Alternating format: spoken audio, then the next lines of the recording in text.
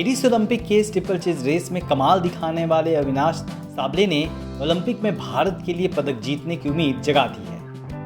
3000 metre के steeple chase की स्पर्धा में 5 अगस्त को अविनाश साबले ने इतिहास रचते हुए फाइनल में जगह बना ली है। अविनाश ऐसा करने वाले पहले भारतीय पुरुष हैं।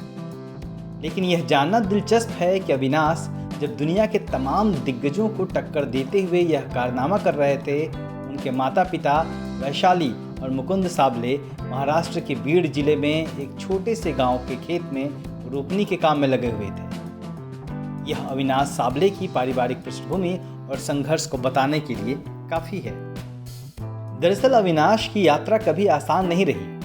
पेरिस के ट्रैक तक पहुंचने की अविनाश की कहानी मुश्किलों और संघर्ष भरी रही है।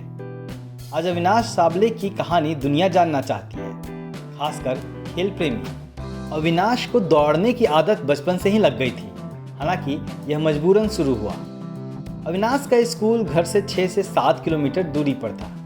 ऐसे में देर होने पर कई बार वह दौड़ते हुए स्कूल पहुंचते। दौड़ना अविनाश को अच्छा लगने लगा। अविनाश को दौड़ते हुए देखकर शिक्षकों ने उनकी रेस उनसे बड़े बच्चों के साथ करवाई।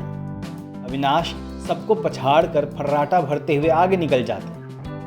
उनकी इस काबिलियत को देखकर शिक्षक मात्र 9 साल की उम्र में अविनाश को 500 मीटर की रेस में ले गए। इस रेस में अविनाश जीत गए और न सिर्फ जीते बल्कि उन्हें 100 रुपये का इनाम भी मिला। यह दौड़ के लिए अविनाश को मिलने वाला पहला नगद पुरस्कार था। इसके बाद अविनाश को शिक्षक स्थानीय मैराथन में लेकर गए, लेकिन कद छोटा होने के कारण अविनाश बेहतर प्रदर्शन नहीं कर पाए। बाद के कुछ सालों में अविनाश को सफलता नहीं मिली। इससे निराश अविनाश पढ़ाई के साथ साथ अपने चाचा के साथ 100 रुपये की दिहाड़ी पर मिस्त्री का काम करने लगे।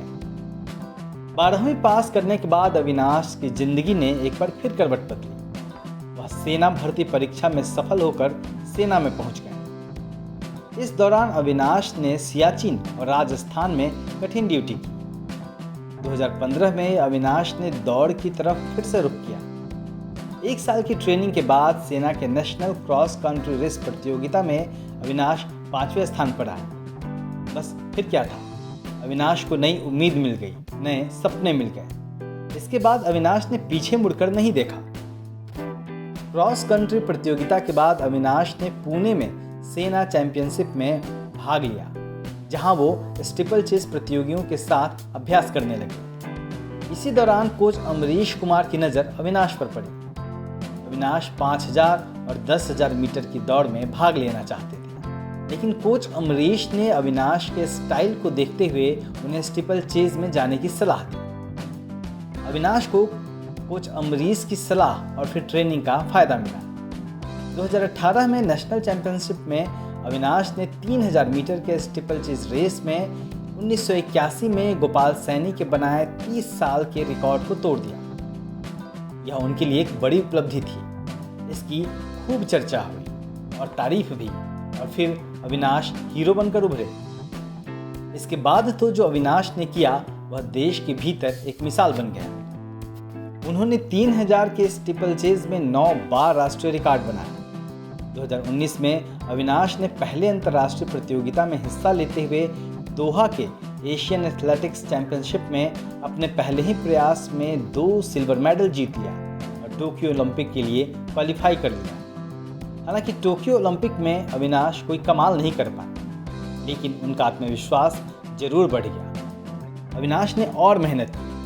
नतीजा यह हुआ कि 2022 के बर्मिंघम में कॉमनवेल्थ खेलों में अविनाश ने राष्ट्रीय रिकॉर्ड बनाते हुए सिल्वर मेडल हासिल कर लिया। वो वहाँ छोटे से अंतर से गोल्ड मेडल हासिल करने से चूक गए। कॉमनवेल्थ खेलों के 3000 मीटर के स्टीपल चेज में भारत का यह पहला मेडल था।